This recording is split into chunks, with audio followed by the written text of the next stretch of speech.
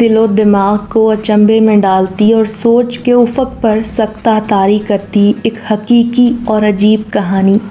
تیز دھار چھرے کی ضرب پڑتے ہی اس کی کھوپڑی 2 حصوں میں تقسیم ہو گئی۔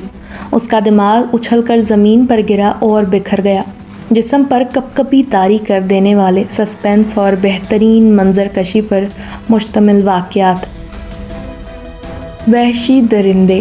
تیز چھرے کی کاری ضرب سر پر پڑتے ہی اس کی کھوپڑی 2 حصوں میں تقسیم ہو گئی اور یہی نہیں بلکہ اس کے ہاتھ کے زوردار جھٹکے سے آلے کو اوپر سے نیچے کی جانب کھینچ دیا۔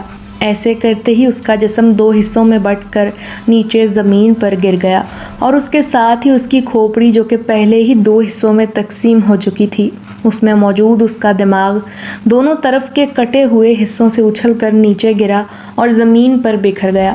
بڑا ہی خوفناک اور لرزا دینے والا منظر تھا۔ دوسرے لمحے اس وحشی درندے نے ہاتھ میں پکڑا لمبے پھل والا چھرا ساتھ موجود دوسرے شخص کے پیٹ میں گھسیڑ دیا، جو ساتھ ہی ایک ستون کے ساتھ مضبوط رسیوں سے بندھا ہوا بڑی سہمی ہوئی اور دہشتناک نظروں سے اپنے ساتھی کا بھیانک انجام دیکھ رہا تھا۔ چھرے کی بناوٹ ایسی تھی جس طرح مچھلی پکڑنے والے کا کانٹا ہوتا ہے۔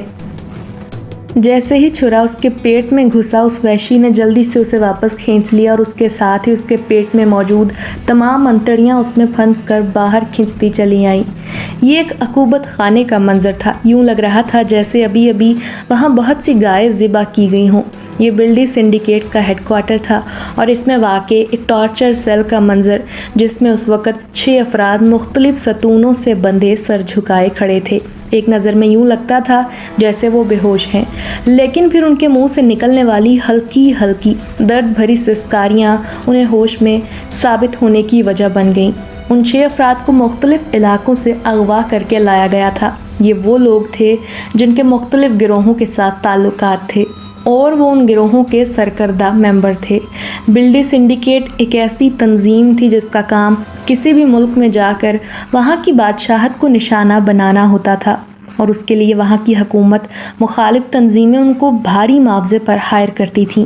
ایسا وہ صرف ان ممالک میں کرتے تھے جہاں کی عوام اس حکومت سے خوش ہوتی تھی، اور اس کے مخالف نہیں چاہتے تھے کہ وہاں کی حکومت عوام کی ہر دل عزیز بن جائے۔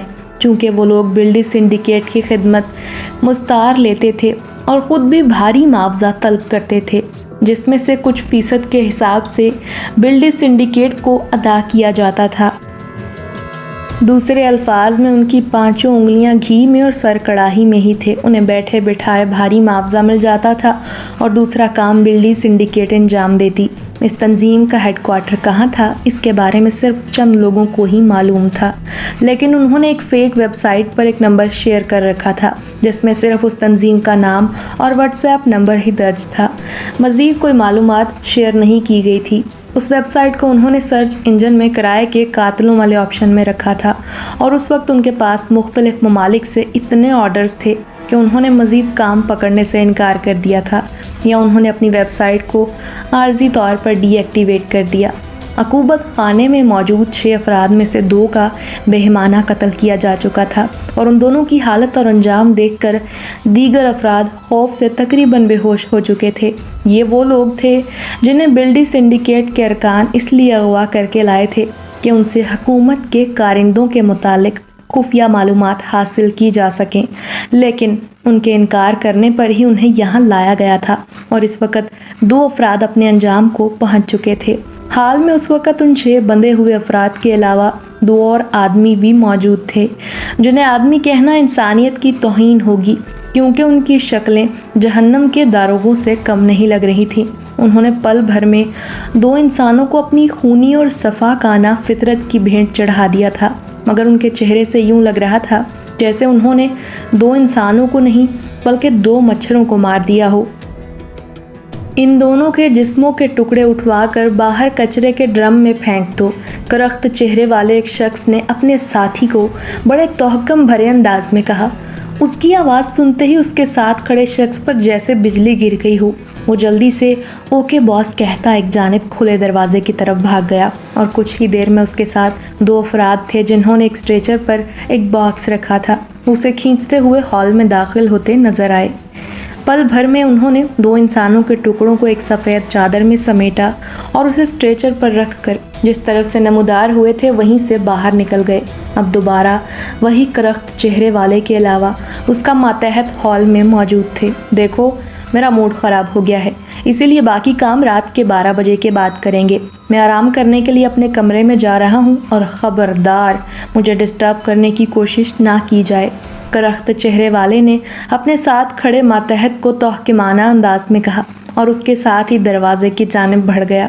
उस दरवाजे की दूसरी तरफ उसका बेडरूम था, जिसमें वो अक्सर आराम की गर्ज से जाता था, वरना ज़्यादातर वो अपना वक्त बाहर के कामों में ही लगाता था। इंस्पेक्टर सरमद एक खूबसूरत और जवान पुलिस ऑफिसर था। अपने शौक़ की तकमील के लिए उसने बेहद मेहनत की थी। उसके इस शौक़ को देखते हुए उसके वालिदैन ने उसे पुलिस में भर्ती करवा दिया था। एफएससी अच्छे नंबरों से पास करने के बाद और फिर पुलिस भर्ती का इम्तिहान और जिस्मानी टेस्ट के बाद उसे बआसानी पुलिस में एएसआई की मुलाजमत मिल गई थी।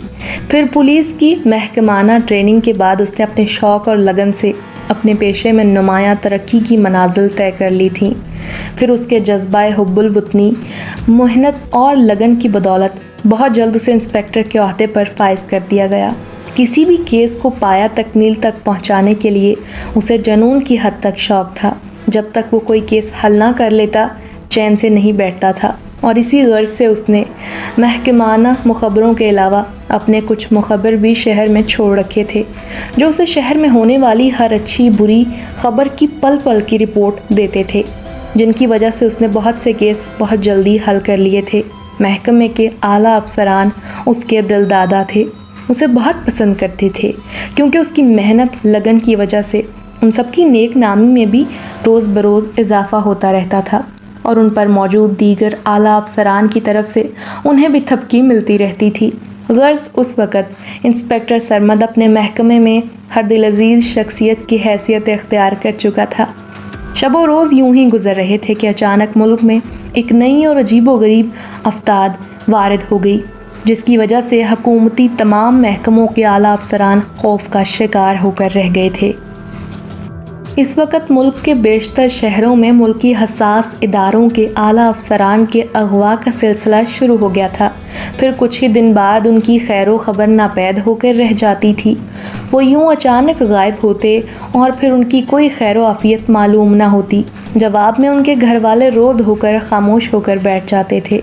चूँकि मामला हकूमती आला अफसरान का था, इसीलिए हर शहर की पुलिस पर हुकूमत का दबाव दिन ब दिन बढ़ता जा रहा था। लेकिन पुलिस अपने तौर पर बहुत कोशिश करके देख चुकी थी, मगर अब तक कोई ऐसा सुराग नहीं मिला था जिसकी मदद से वो मुजरमों तक पहुंच पाते। थक हार कर हर शहर की पुलिस ने अपने अपने शहर के दाखिली रास्तों पर नाकाबंदी करके सख्त चेकिंग का सिलसिला शुरू कर दिया था, मगर इससे भी कोई खातिर खा फ़ायदा हासिल न हुआ। लेकिन इन सब के बावजूद अगवा होने वालों का सिलसिला जूं का तूं जारी रहा। ना जाने मुजरिम किस तरह अपने मतलब के अफसरान को उठाकर ले जाते थे। ये सब के लिए एक मौमा बना हुआ था। पहले पहल तो ये मामला मुल्क के 2 एक बड़े शहरों में पेश आया, इसीलिए दूसरे शहरों की पुलिस अपने कानों में तेल डालकर बैठी रही कि जिसके साथ हो रहा है वो जाने या फिर उस शहर की पुलिस जाने। मगर जब यही आग उनके अपने शहरों तक जा पहुंची तो फिर उन्हें होश के नाखून लेने ही पड़े। वायरलेस टेक्नोलॉजी की बदौलत अब तो ज़िंदगी कदरे आसान हो चुकी है, इसीलिए हर शहर की पुलिस का एक दूसरे से मुसलसल राब्ता रहने लगा। वो हर छोटी से छोटी और गैर मामूली बातों को आपस में शेयर करने लगे, ताकि किसी को भी उससे कुछ फ़ायदा हासिल हो तो वो फौरी तौर पर दूसरे शहरों की पुलिस को भी मतला करके ख़बरदार कर सके। वज़ारत दाखिला में कायम सेक्रेटरीट ब्रांच के इंचार्ज सर राशिद एक उम्र रसीदा शख्सियत के मालिक थे। उनके 2 बेटे थे जो बिलतरतीब 12 और 15 बरस के थे, जिनमें एक बेटा नुमान मिडिल क्लास का स्टूडेंट था और दूसरा बेटा फिजान मैट्रिक में पढ़ रहा था। अच्छी आमदनी होने की वजह से वो एक खुशहाल ज़िंदगी गुजार रहे थे, इसीलिए उनकी रिहाइश एक अच्छे पोश इलाके में थी। उनका घर स्कूल के करीब ही था, इसलिए दोनों भाई चूँकि एक स्कूल में ज़ेरे तालीम थे, सो रोज़ाना घर से पैदल निकल पड़ते और वापसी पर भी पैदल रास्ता इख्तियार करते हुए घर लौटते। آج بھی حسب معمول صبح سویرے اٹھ کر انہوں نے نہا دھو کر ناشتہ کیا اور اپنے اسکول بیگ اٹھا کر اسکول کی طرف نکل پڑے۔ راستے میں اور بھی بہت سے بچے ان کے ہمراہ ہو لیے تھے۔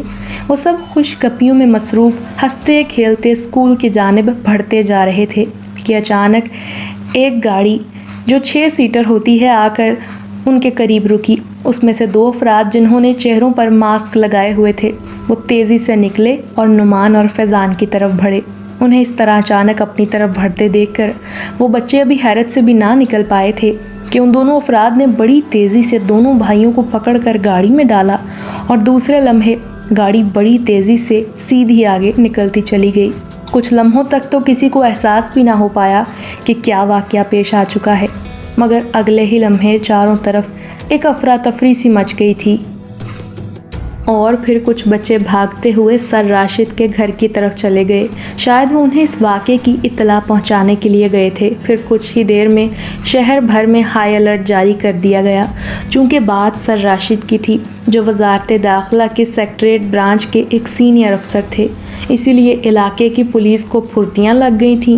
چاروں طرف پولیس ہی پولیس پھیل گئی، شہر کی ناکہ بندی کر دی گئی اور ہر مشکوک گاڑی پر نظر رکھنے کے ساتھ ساتھ ان کی سخت چیکنگ کا بھی سلسلہ شروع ہو چکا تھا۔ نعمان اور فیضان کی والدہ کا بے حد برا حال تھا، انہیں بار بار غشی کے دورے پڑ رہے تھے۔ ڈاکٹر انہیں ہوش میں لاتے لیکن وہ اپنے بچوں کے نام پکارتے دوبارہ بے ہوش ہو جاتی۔ سر راشد الگ پریشان پھر رہے تھے اور بار بار پولیس کو کال کر کے تازہ صورتحال کے متعلق پوچھ رہے تھے۔ غرض اپنی جگہ تو ہر کوئی پریشان تھا۔ یہ رات کے 12 بجے کا وقت ہوگا، وہی ہال تھا جس میں صبح ایک خونی کھیل کھیلا گیا تھا۔ اس وقت بھی ہال میں وہی 2 منحوس چہروں والے افراد موجود تھے، لیکن اس بار ان کے دائیں جانب ایک ستون سے ایک معصوم چہرے والا شخص بندہ بڑے خوفزدہ انداز میں ان دونوں کرخت چہروں والے افراد کی طرف ہی دیکھ رہا تھا۔ اس کی حالت یوں تھی جیسے کسی نے اس کے جسم کا سارا خون نچوڑ لیا ہو۔ اس کا چہرہ ہلدی کی طرح پیلا پڑ چکا تھا۔ وہ دونوں افراد اس کی طرف دیکھتے ہوئے آپس میں کچھ گفتگو کرنے میں مصروف تھے اور پھر کچھ دیر بعد ایک کرخت چہرے والے نے اپنے ساتھ کھڑے ایک شخص کو کچھ کہا تو وہ سر ہلاتا ہوا ایک دروازے کی جانب بڑھ گیا اور کچھ ہی لمحوں میں واپس لوٹا تو اس کے ہاتھ میں ایک کاویہ تھا، جیسا مکینک حضرات کسی تار کو ٹانکا لگانے کے لیے استعمال کرتے ہیں۔ وہ شخص تیز قدموں سے چلتا اس کرخت چہرے والے شخص کے پاس آیا اور پھر اس کی کسی بات پر سر ہلاتا ہوا اس ستون سے بندھے ہوئے شخص کی جانب بڑھ گیا۔ اس کے قریب پہنچ کر اس نے ستون کے دائیں طرف ایک سوئچ بورڈ میں کاویے کا پلگ لگایا اور اسے بٹن دبا کر آن کر دیا۔ تھوڑی ہی دیر میں سے اس میں سے دھواں اٹھنا شروع ہو گیا۔ یہ دیکھ کر اس نے کرخت چہرے والے شخص کو اشارہ کیا جو ایک کونے میں کھڑا سیل فون پر کسی سے بات کرنے میں مصروف تھا، لیکن اس کا اشارہ پاتے ہی اس نے جلدی سے موبائل فون آف کیا اور اس کی جانب بڑھ گیا۔ صبح سے رات ہونے والی تھی لیکن ابھی تک سر راشد کو اغوا کاروں کی طرف سے کوئی فون کال موصول نہ ہوئی تھی اور نہ ہی پولیس کی کوئی خاطر خواہ معلومات مل پا رہی تھی۔ بے حد پریشانی کا عالم تھا، بے چینی تھی کہ بڑھتی جا رہی تھی۔ سمجھ میں نہیں آ رہا تھا کہ اغوا کاروں کا آخر مقصد کیا تھا، انہوں نے ان کے بیٹوں کو کیوں اغوا کیا تھا۔ اگر ان کا مقصد دولت کا حصول تھا تو اب تک ان کی طرف سے کوئی فون وغیرہ کیوں نہیں آیا تھا۔ یہ ایسے سوالات تھے جن کا جواب نہ تو اس وقت ان کے پاس تھا اور نہ ہی پولیس کے پاس۔ ظاہر ہے جب تک اغوا کاروں کی طرف سے کوئی فون موصول نہ ہوتا اس وقت تک ان کے عزائم کا کیسے پتہ چل پاتا۔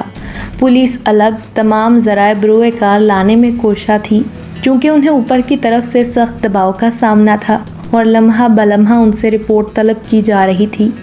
کئی بار تو انہیں جھوٹ کا سہارا بھی لینا پڑا تھا تاکہ اعلیٰ افسران کو تھوڑی تسلی ہو سکے اور ان کی جان بخشی ہو پائے، لیکن آخر کب تک دباؤ اس قدر بڑھا کہ ڈی آئی جی نے فوری طور پر اپنا استعفیٰ پیش کر دیا۔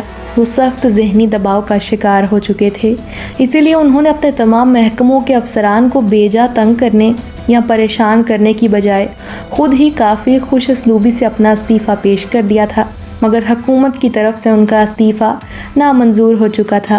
اب حکومت کو بھی اس بات کا احساس ہو گیا تھا کہ اس تمام واقعے کے پیچھے آخر پولیس کا کیا قصور تھا۔ اپنے تئیں تو وہ سب کوشش کر ہی رہے تھے، لیکن مجرم اتنے چالاک تھے کہ انہوں نے ابھی تک کسی قسم کا رابطہ قائم نہیں کیا تھا۔ اگر ان کی طرف سے ایک بھی کال موصول ہو جاتی تو ان کی لوکیشن معلوم کرنے میں زیادہ دیر نہ لگتی۔ یوں لگ رہا تھا جیسے مجرموں کے ساتھی بھیس بدل کر شہر میں ہی گھوم رہے ہوں اور اپنے خلاف پولیس کی ہونے والی تمام کارروائیوں سے بخوبی واقف ہو چکے ہوں اور ان کی بے بسی سے لطف اندوز ہو رہے ہوں۔ یہ تو وہی جانتا ہے جس پر بنی ہو، کسی دوسرے کی پریشانی اور دکھ کا احساس آخر کیوں کسی کو ہونے لگا۔ دہکتا ہوا کافیہ ہاتھ میں تھامے وہ کرخت چہرے والا شخص ستون سے بندھے اس شخص کے قریب جا کر رک گیا اور بولا، مجھے وزارت داخلہ کی سیکریٹریٹ برانچ کے لاکر نمبر 7 کی فائل چاہیے۔ میں نہیں جانتا کہ وہ فائل کون سی ہے اور کہاں رکھی ہے، ستون سے بندھے شخص نے خوفزدہ آواز میں جواب دیا، لیکن ابھی اس کا جواب ختم نہیں ہوا تھا کہ اس کے منہ سے دردناک چیخ نکلی۔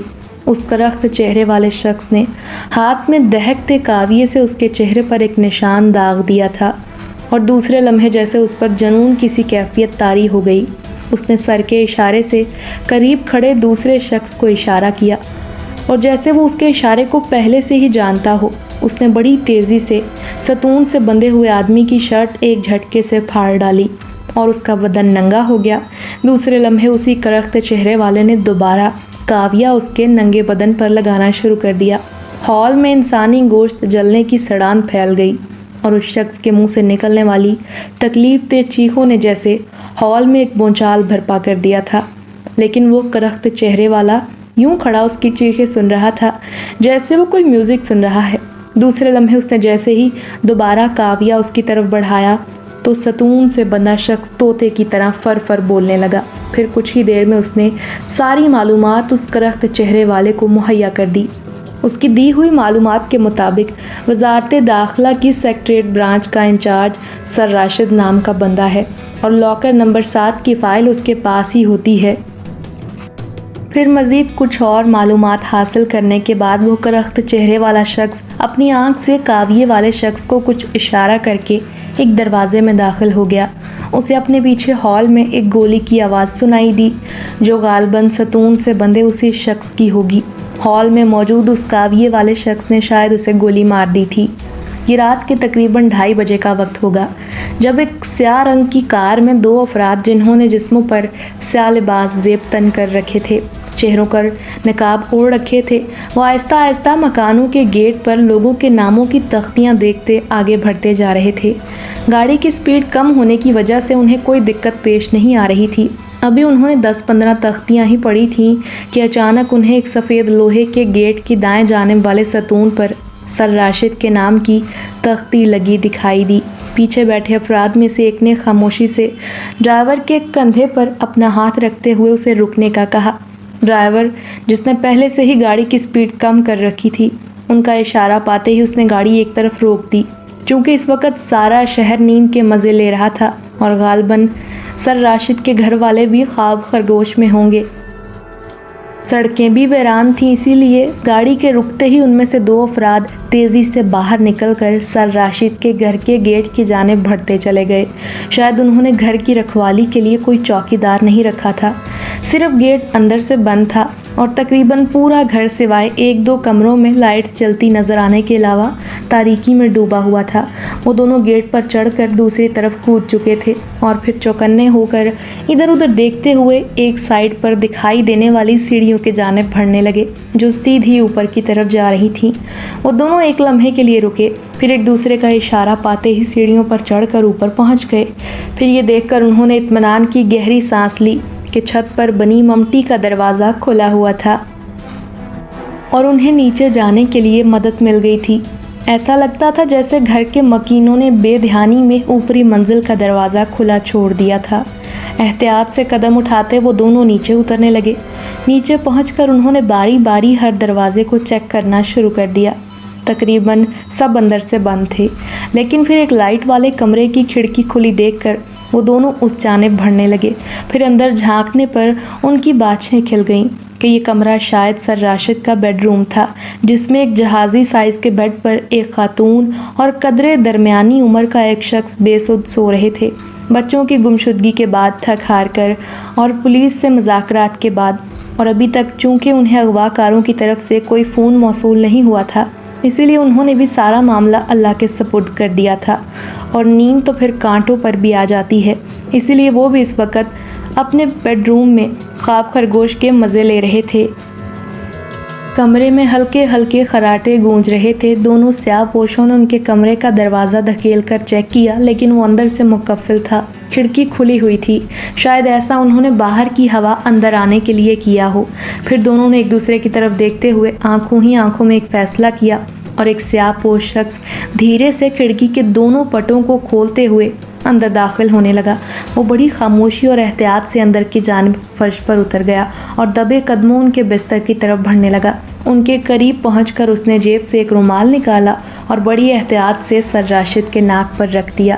ایسا کرتے ہی سر راشد نے سر کو جھٹکنا چاہا، لیکن شاید رومال پر بے ہوشی کی دوا کی مقدار زیادہ لگی ہوئی تھی، اسی لیے وہ صرف کسمسا کر رہ گئے۔ ان کی گردن ایک طرف ڈھلک گئی۔